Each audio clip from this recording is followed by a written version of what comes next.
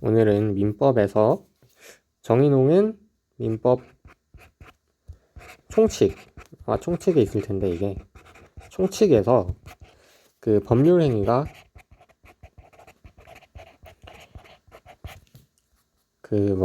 효력을 갖지 않는 법률 행위의 효력 요건이라고 정의농은 가르쳤을 텐데 이게 아니라 양창수 교수님 스타일로 내가 배운 거를 한번 정리를 해보자면, 계약의 무효이다. 일단 기본적으로 계약이 성립되기만 하면 어떤 채권과 채무가 발생하고 그것을 법이 서로 이행할 수 있도록 굉장히 다양한 어떤 구제 수단을 마련해 놓기도 하고 그 자체에 굉장히 강력한 법적인 힘을 마련해 놓기도 하는데, 만약에 어떤 문제가 생겨서 우리 계약이 무효가 되는 경우가 종종 있다. 그거를 좀 케이스별로 분류를 해보자면, 일단 첫 번째, 계약의 행위자에게 문제가 있는 경우가 있다. 행위자. 예를 들어서 의사 무능력자.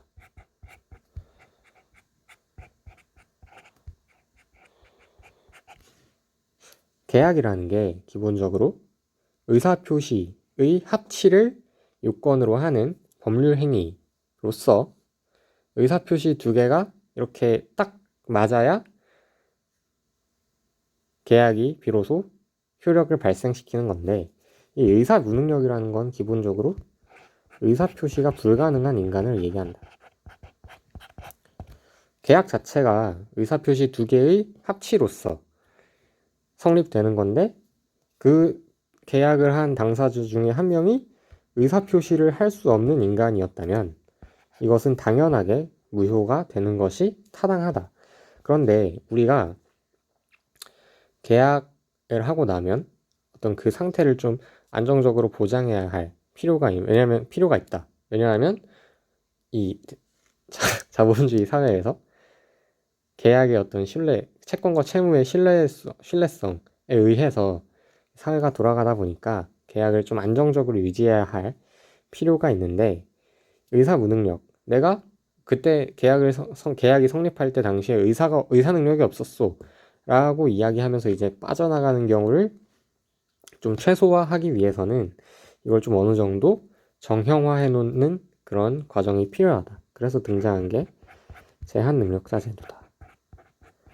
제한능력자 제도는 저희 뒤는 아닌가? 하여튼 좀 어디서 배우겠지만 네 가지로 나뉘어지고, 각각 피특정 후견인은 별로 중요하지 않다. 피성년, 피한정, 그 다음에 미성년자, 이렇게 나뉘는데, 이 어떤 종류의 제한 능력자이냐에 따라서 그 법률 효과, 이 사람들에게 귀속되는 법률 효과가 다르기 때문에 이거는 나중에 따로 정리를 해 보도록 하고, 일단은 계약의 무효 사유에 대해서 좀 더 알아보자면,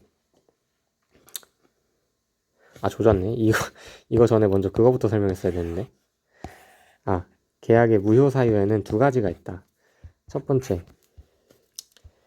계약의 성립 과정에서의 문제. 그 다음에 계약의 내용.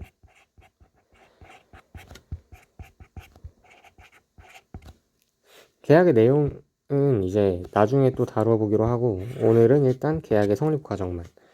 계약의 성립 과정에는 그 행위자에게 문제가 있었던 경우도 있고, 이제 의사표시에 문제가 있는 경우도 있는데, 우리가 방금 행위자의 문제가 있는 경우를 좀 나누어서 봤고, 이제 의사표시에 문제가 있는 경우를 좀 확인해 보자.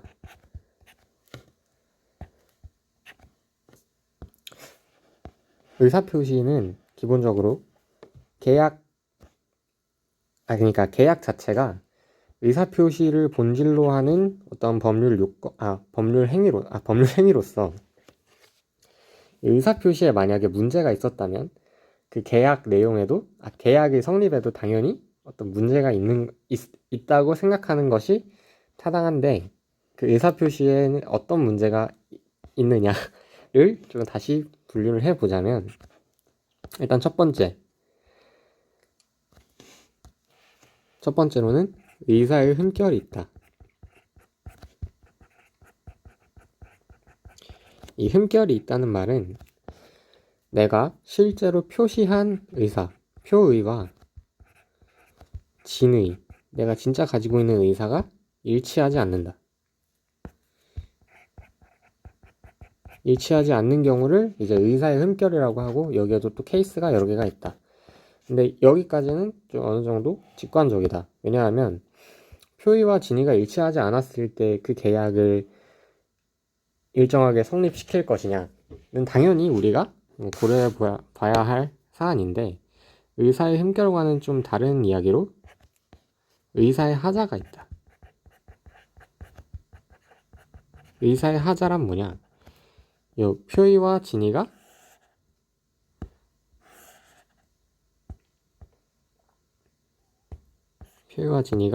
일치하는 것이다.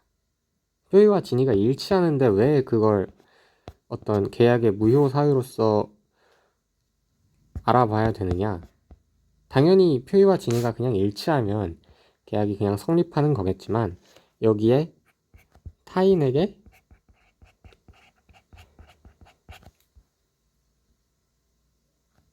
부당한 간섭을 받았다면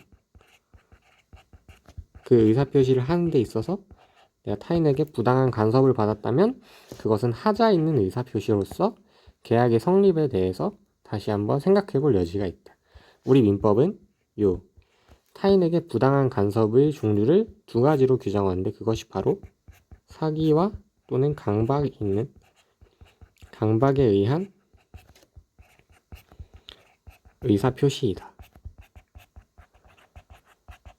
사기와 강박에 의해서 의사표시를 한 사람은 그 자신의 그 계약을 취소할 수 있다. 취소할 수 있습니다. 그러면 의사의 흠결, 즉 표의와 진의가 일치하지 않은 경우는 어떤 경우냐? 예를 들어서 이런 거. 내가 에이다 코인을 전부 다 비트코인으로 바꾸려고 했는데 실수로 비트코인을 전부 다 에이다 코인으로 바꿔버렸다. 내 진의는 전부 다 비트코인을 매수하는 거였지만 내가 실제로 표시한 경우는 전부 다 에이다 코인으로 바꿔버리는 게 내 진짜 표의였고 이런 경우에 그 계약을 어떻게 할 것이냐에 대해서 지금부터 좀 케이스를 나눠서 설명을 해볼 건데 일단 첫 번째 세 가지 케이스가 있습니다. 하나는 표의와 진의가 일치하지 않은 계약이 그 계약 당사자와 통정한 것일 때 통정한 것일 때는 그것을 우리가 허위 표시라고 이야기합니다.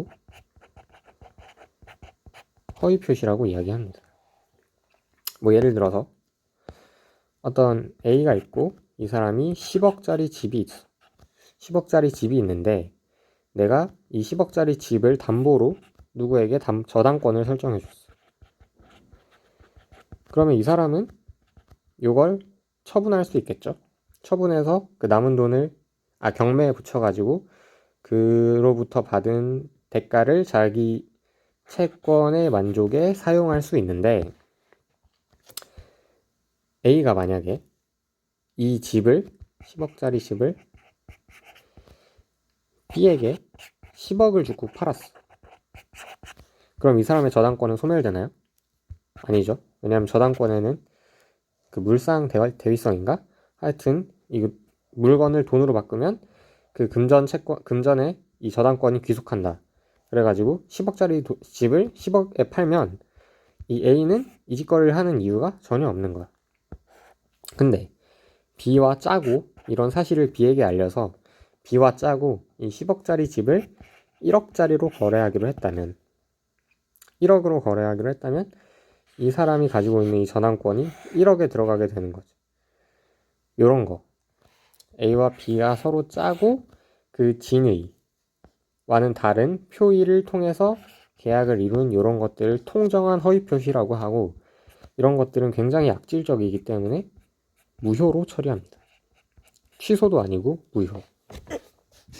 근데 이런 통정한 허위 표시는 무효로 하는데, 또 다른 종류로 비진의 의사표시라고 있어요.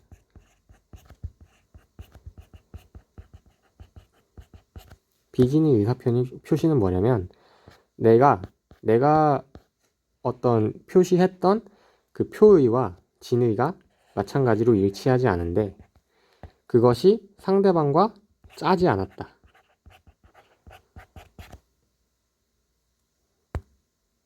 이 경우는 유효입니다. 그러니까 내가 누군가에게 저 사람이 내가 회사원이야. 저 회사가 나를 자르지 않을 걸 알고 사표를 썼어. 근데 회사가 사표를 수리해줬어. 그럼 이때 회사원은 법원에 내가 한 이 사표 제출 행위라는 의사표시는 진의가 없었다. 진짜 나가고 싶지 않았어. 무승부로 해줘.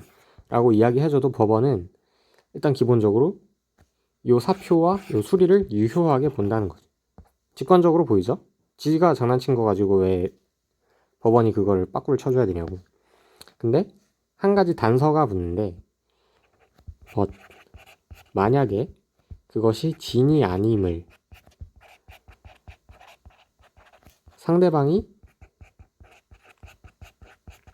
알았을 때는 무효이다. 이거는 정확히 알거나 알 수 있었을 경우인데 대충 하겠습니다. 알았을 경우에는 무효이다. 무효로 한다. 만약에 진이 아님을 상대가 알았다면 이것은 어떻게 보면 일종의 통정과 거의 비슷한 행위이기 때문에, 비슷한 행위로 볼 수 있기 때문에 무효로 처리하는 것 같습니다. 그래서 실제로 요 사표 수리됐던 요 사람은 회사가 그 진이 아님을 알았기 때문에 무효로 나왔다고 판례에서 본 것 같은데 잘 기억이 안 나고. 네, 마지막 하나는 착오입니다. 아까 내가 비트코인 대신 에이다 풀매수한 그 경우를 바로 착오라고 볼 수 있겠는데, 착오는 어떻게 해야 될 것 같아요? 빠꾸 없이 유효죠. 마치 이걸 무효로 한다는 건 이런 거죠. 이 착오로 행한 의사표시 때문에 계약이 무효가 된다는 것? 빅히트 시장가 환불, 그러니까 빅히트 환불이 가능하게 된다. 뭐 이런 거겠죠? 당연히 유효로 했어요. 빅히트를 네가 장 처음 열렸을 때 샀으면 그 환불 받고 싶으면 시장가에 팔아라. 이게 이제 유효인 거고. 근데 착오한 거를 유효로 했을 때 약간 조금 가혹한 경우가 생길 수 있어서 법은 두 가지 조건이 충족되면 그것을 취소할 수 있게 하고 있는데, 그 두 가지 조건이 뭐냐? 첫 번째, 시잘데기 없는 거 착오했다고 막 취소시키고 그럴 수 없어.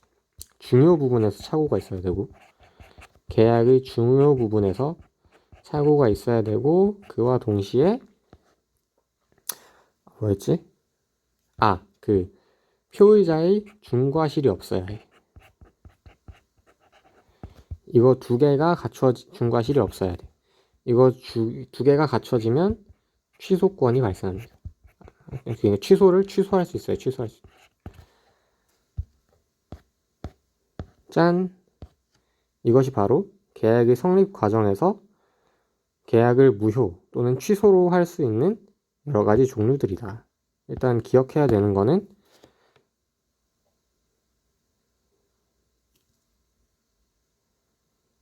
요거는 이제 나중에 따로 하면 되고, 요거는 정인홍이 좀 기억에 안 남게 가르쳐줘서 내가 첫날 걸로 한번 찍어봤다. 끝.